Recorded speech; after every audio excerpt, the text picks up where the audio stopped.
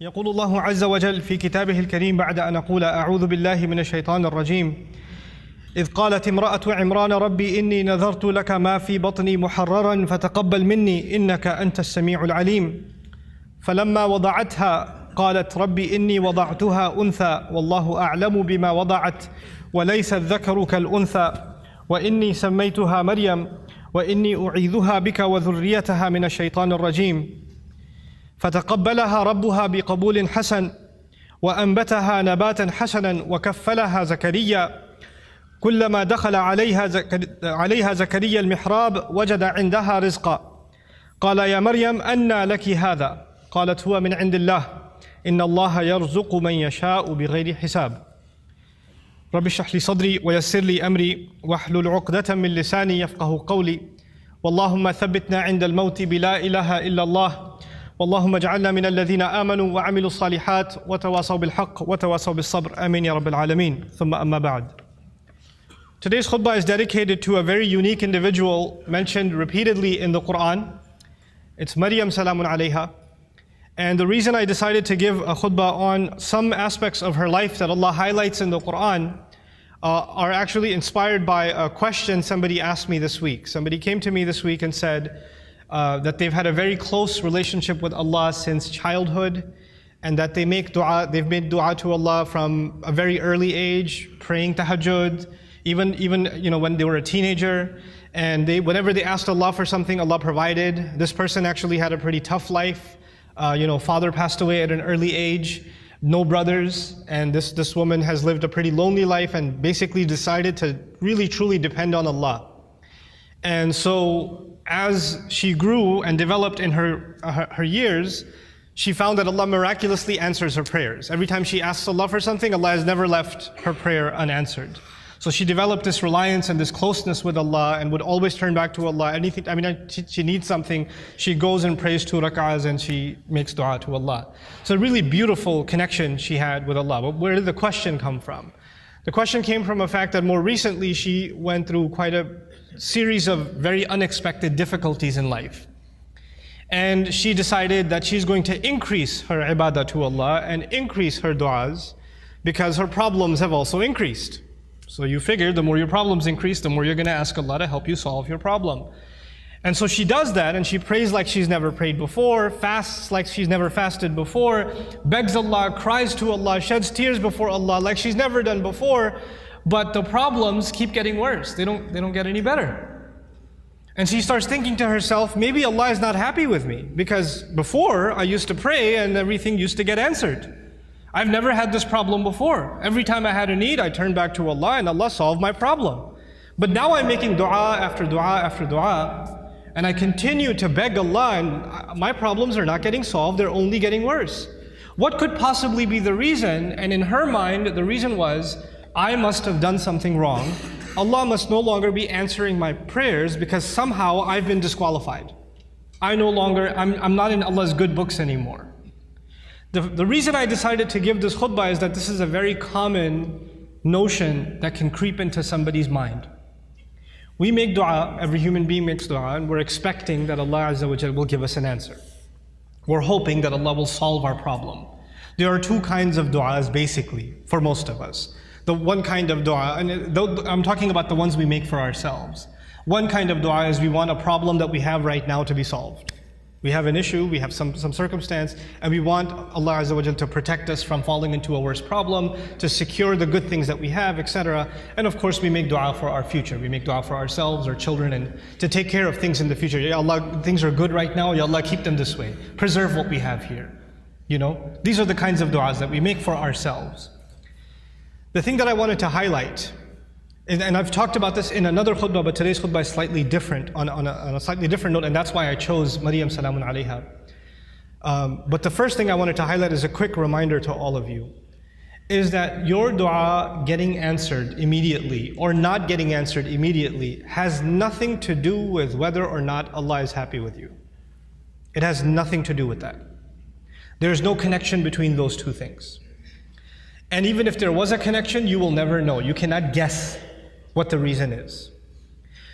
You have the case of Nuh alayhi salam, who was a very loving father.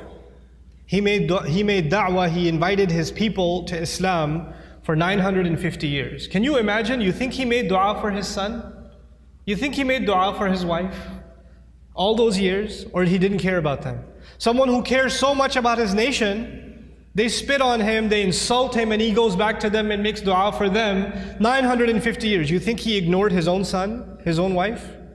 All those years of dua, and they didn't change. Isn't that the case? Does he blame himself? Yeah, maybe I didn't do something right. Or maybe Allah stopped listening to me. The reason I'm starting with that is people that were much better than we are, much better than we are, they also had similar problems. There are parents in the audience that make dua for their kids.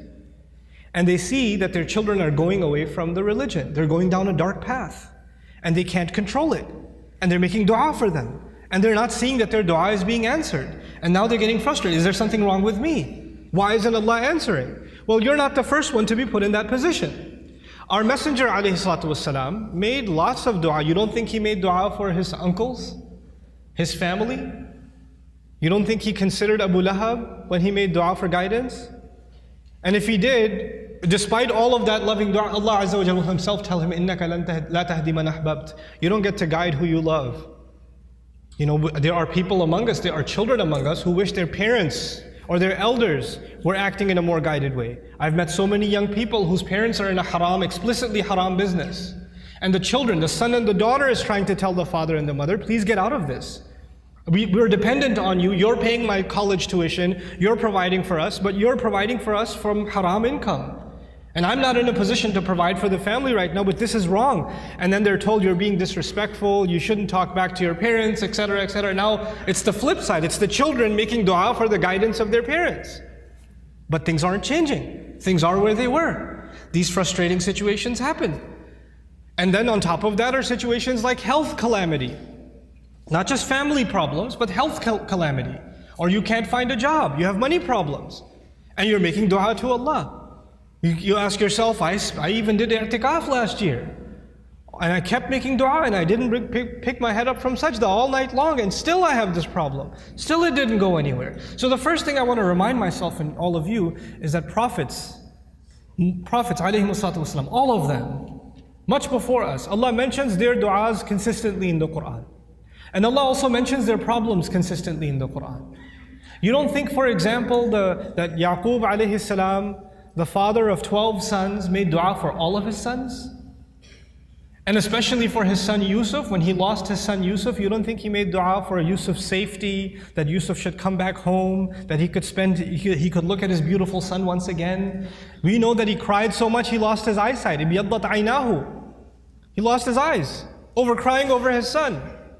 And all of those du'as for so many years go unanswered, and then eventually they get answered.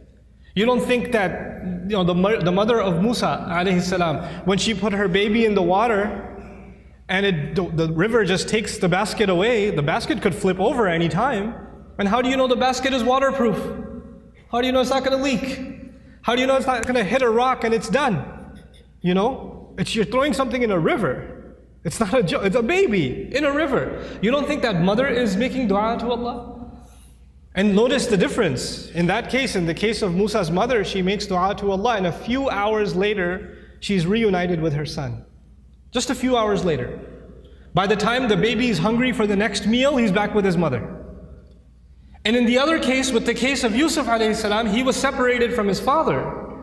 But he wasn't reunited with his father for many years. For many, many years. We are going to go through difficulty in life.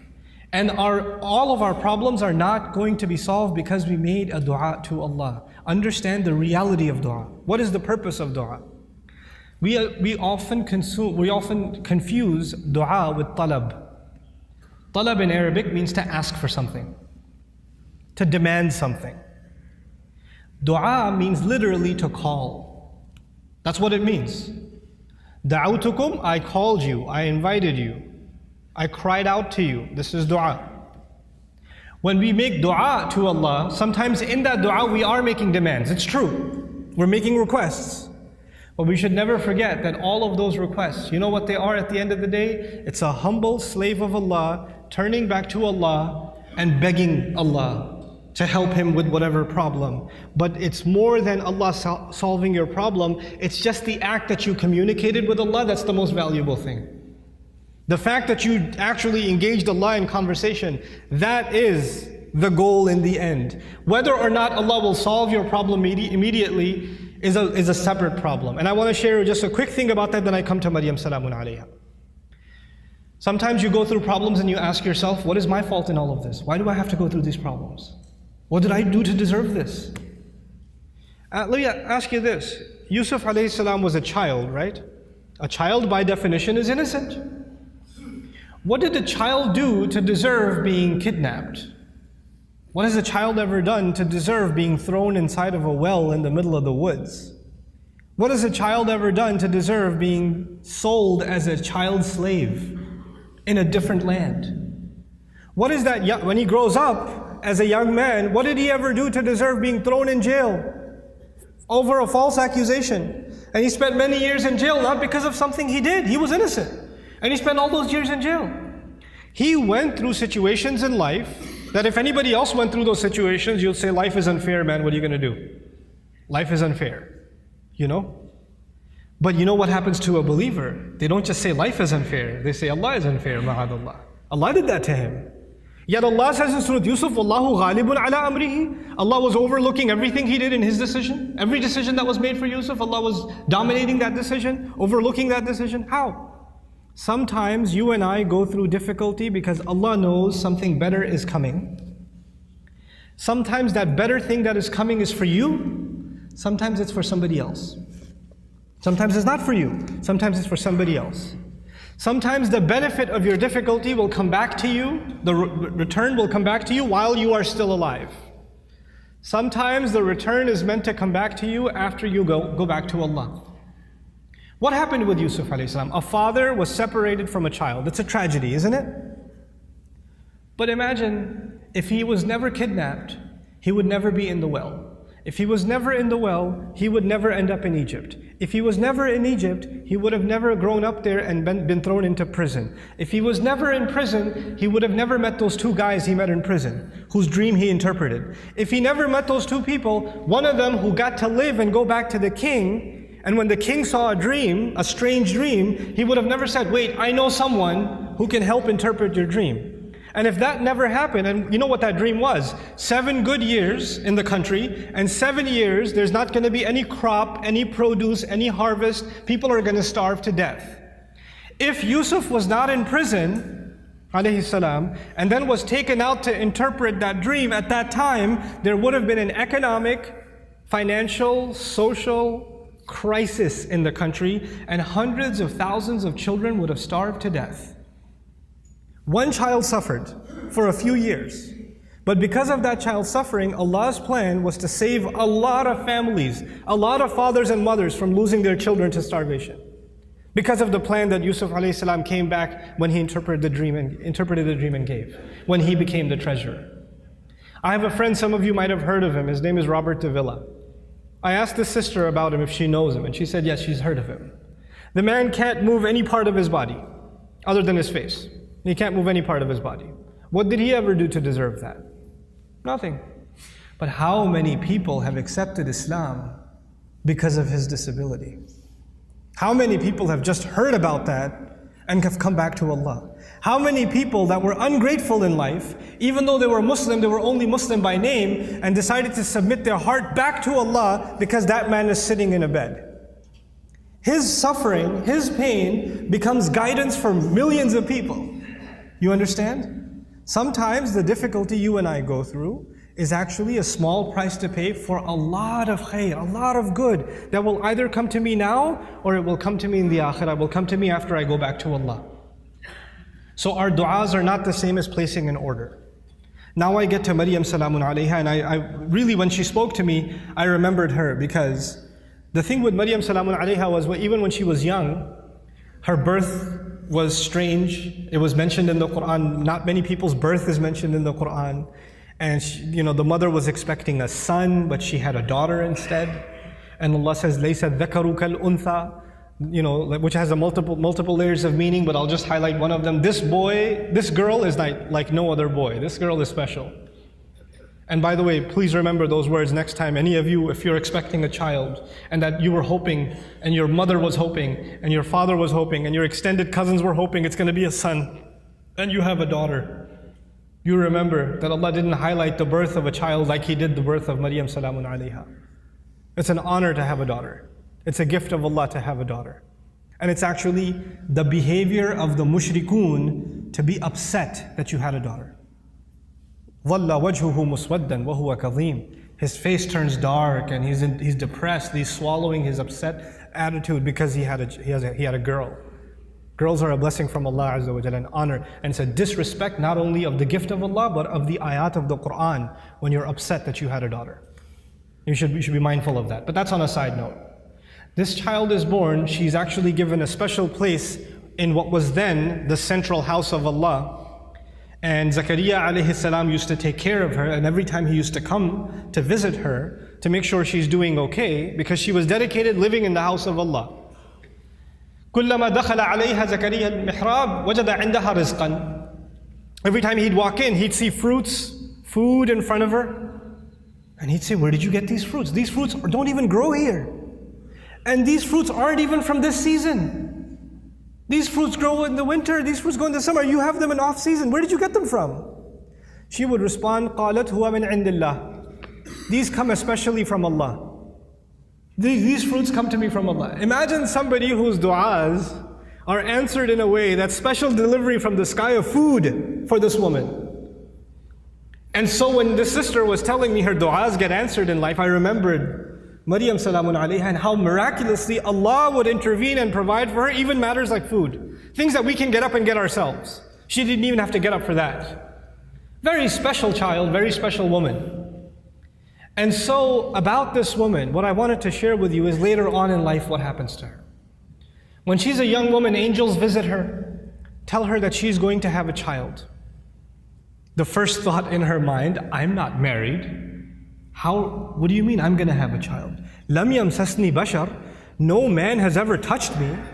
What in the world do you mean I'm going to have a child? كَذَلِكِ قَالَهُ وَرَبُّكِ. That is how your master declared it. I'm sorry, we're just here to deliver the news. We're not here to negotiate whether this is going to happen or not. That decision has been made. You're having a baby. Now she's in shock. What am I going to do? She's going to turn back to Allah and hope that this will not happen to her, but it's going to happen. And I'll fast forward a little bit for you, just so you appreciate what happened to this woman. After she had the baby, and she came back to her town, the entire community that looked up to her as a zahida, as a spiritual woman, as a woman of worship and ibadah, someone who even the prophet of their community, Zakaria, had endorsed. She grew up under the tutelage of Zakaria alayhi salam. All the masjid community is standing there. She's walking back with a baby, and they all start collectively, together, start humiliating her. How could you do this? What have you done? There are women in the Jumu'ah today. No Muslim woman can ever imagine being in a situation where she's holding a baby and somebody's telling her that child is not legitimate. She cannot imagine that kind of humiliation. No Muslim. And none of us can imagine that kind of accusation for our sister, for our mother, for our daughter. We cannot imagine that pain. It's beyond us. For the Muslim, our dignity is greater to us than our life. The sense of dignity Allah has given us is more valuable to us than even our life. And she knows that when she goes back with this baby, that's what they're going to say. It's one thing that they might be saying it behind her back. They're saying it in public, in front of her. In front of her. Now I want to take you back to how she dealt with this problem. Because no amount of dua she made is going to change what Allah has decided. Allah has decided that she has to face this. She has to stand in front of this. And what does she do? When the child comes, as she's about to deliver the child, she says, Ya laytani mittu qabla hadha. She says, if only I could die before this happens. Hopefully I die giving birth. It's all on her mind. because that will be an easy escape from what is coming. There is no other place in the Quran anybody ever wishes for death. This is the only one. Think about that. Why is it there? Allah Azza wa Jalla is acknowledging that sometimes people go through such traumatic, humiliating situations where they wish they were dead. Even that happens. That's how extreme her situation became. And Allah acknowledged that and recorded that in the Quran. Ya laytani mittu qabla hada. I read this and I was just in shock. Like, how did she just say that? You know, our Messenger alayhi salatu wasalam told us, La yatamannayanna ahadukum al-maut. None of you should ever wish for death. You should not wish for death. That's not something you should say casually. And she's actually now wishing for death. Why? Because this is an extreme case. This is a crazy situation. And so, you know, the humiliation she will face is far worse than death. So she says, Ya laytani mittu qabla hada. There are going to be, this is in the Quran for a reason, there are going to be people that are going to be in humiliating situations. And there's no getting out of it. There are going to be people that are going to have to face their family, that are going to have to face false accusations, that are going to have to face up to a mistake they made in the past. Who knows? And they're going to have to face that kind of trauma. And they'll have to find comfort in the example of Maryam salamun alayha. But she didn't stop there. She said, وَكُنْتُ نَسْيًا مَنْسِيًّا. 2 words, نَسْيًا مَنْسِيًّا. It was incredible words. Nasi in Arabic, they say fa'al and fi'il, these 2 awzan. They say nisi also. In one qira'ah it's nisyan. In another qira'ah it's nasyan. This is similar to dhibh.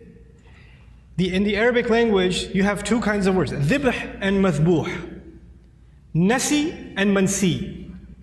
The first of these words is actually used, I wrote this down for you, وَلَا يُقَالُ لِلْكَبْشِ ذِبْحِ إِلَّا إِذَا أُعِدَّ لِلذِّبْحِ. For an animal, for a goat or a ram, you don't call it dhibh until it's ready to be slaughtered. It hasn't been slaughtered yet. Once it is slaughtered, it's called dhabih. It's called madhbuh. Not before. Before it's called dhibh. She uses 2 words. Common translations say, I wish I was dead, I wish I was forgotten. That's what the translation says. But there are 2 words of being forgotten. One of those words, nasyan, actually means I wish, even though, because she's away from the masjid, right? She's not back home. I hope nobody ever misses me. They don't even ask the question, where did Maryam go? I wish I could be invisible, forgotten from people's memories right now, and nobody even has the thought of me. This is nasi. Nobody even thinks I existed. There are people that go through the kind of depression and anxiety where they don't come out of home. They don't leave home. They don't pick up phone calls. They don't answer text messages. They get anxious being around people. They're going through so much trauma that they wish they were forgotten. As a matter of fact, even if somebody knocks on the door, they say, I wish they didn't remember me. I wish I didn't have to face anybody. They want to just crawl away, but just be by themselves. This is nasyan. And she's hoping already that she dies. And nobody even comes looking. And then later on, even if years go by and nobody found out what happened to her, mansiyan. She's completely forgotten. There's no memory of her in the future either. I hope nobody thinks of me right now and I become invisible in the future also. I wanted to highlight this woman's trial because this is a woman of du'a whose du'as used to get answered immediately. She didn't even have to ask for food and it used to come. And this is the situation Allah put her in. This is the trial that Allah put her in. Think about that. This is not because Allah hates her. This is not because Allah forgot about her. This is not because Allah wants to humiliate her. This is actually, all of this ended up becoming Allah honoring her. All of this became Allah honoring her. What was her humiliation? Her humiliation was, people are going to say, you had this child without being married. You had a haram child. That's what people are going to say. And what was the child's name? You know? His name was Isa. There is no other prophet in the Quran who, when Allah mentions their name, He honors their parents also. Except Isa. Isa ibn Maryam, Isa ibn Maryam, Isa ibn, over and over again. Isa the son of Maryam, Isa the son of Maryam. Do you find Muhammad the son of Abdullah? Do you find Yaqub the son of Ishaq? Ishaq the son of Ibrahim? Yusuf the son of Yaqub? You find these? No. Every time Allah honors that messenger, alayhi salatu, or not every time, but multiple times, when Allah honors that messenger, He honors his mother. And by the way, this is important because for the Arabs, when you say Ibn, or for even the Semitic people, when you say Ibn, right after Ibn, you mention the father's name. You mention the father's name. Your last name comes from your father. Allah goes out of His way to remind people that no, He has no father, and we are going to go out of our way to honor that mother. Isa ibn Maryam, every time. Allah mentioned that humiliation for another reason, and I close with that. I told you last time, and earlier on in this khutbah, sometimes your pain is going to be a relief for other people. You're going through difficulty because it's meant to serve a greater cause than yourself, and you will be the sadaqah jariyah for them. You'll be a way of goodness for them. This is the pain of Maryam salamun alayha. Every time a woman is humiliated, every time a woman is falsely accused, every time a woman wishes she was dead, then to face what she's supposed to face, then she's going to find comfort in Maryam salamun alayha. And every time she finds that comfort, the rank of Maryam rises again and again and again and again. SubhanAllah. Our du'as are a means by which we connect to Allah. Our du'as are not a means by which this world becomes heaven. This world is going to be full of trials. People that were much better than we are had difficulty in life. That's okay. لَقَدْ خَلَقْنَا الْإِنسَانَ فِي كَبَدٍ. We created all human beings in toil and labor and struggle. Struggle is a part of life. The purpose of dua is to help you and me deal with those struggles and to never forget that Allah is with us, whether it's hard times or easy times. May Allah Azza wa Jal not make us people that lose faith. May Allah Azza wa Jal honor us and help us remember that no matter how much people try to humiliate you, people try to put you down, people insult you like they did Maryam salamun alayha, Allah still honors you.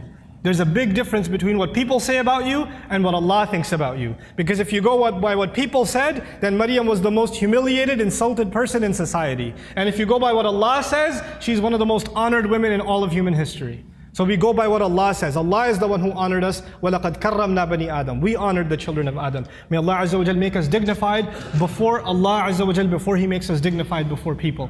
Barakallahu li wa lakum fil Qur'an al-Hakim wa nafa'ani wa iyyakum bil ayati wa dhikr al-Hakim. الحمد لله وكفى والصلاة والسلام على عباده الذين اصطفى خصوصا على أفضلهم وخاتم النبيين محمد الأمين وعلى آله وصحبه أجمعين. يقول الله عز وجل في كتابه الكريم بعد أن أقول أعوذ بالله من الشيطان الرجيم إن الله وملائكته يصلون على النبي يا أيها الذين آمنوا صلوا عليه وسلموا تسليما. اللهم صل على محمد وعلى آل محمد كما صليت على إبراهيم وعلى آل إبراهيم في العالمين إنك حميد مجيد. اللهم بارك على محمد وعلى آل محمد كما باركت على إبراهيم وعلى آل إبراهيم في العالمين إنك حميد مجيد. عباد الله رحمكم الله اتقوا الله إن الله يأمر بالعدل والإحسان وإيتاء ذي القربى وينهى عن الفحشاء والمنكر ولذكر الله أكبر والله يعلم ما تصنعون. أقم الصلاة إن الصلاة كانت على المؤمنين كتابا موقوتا.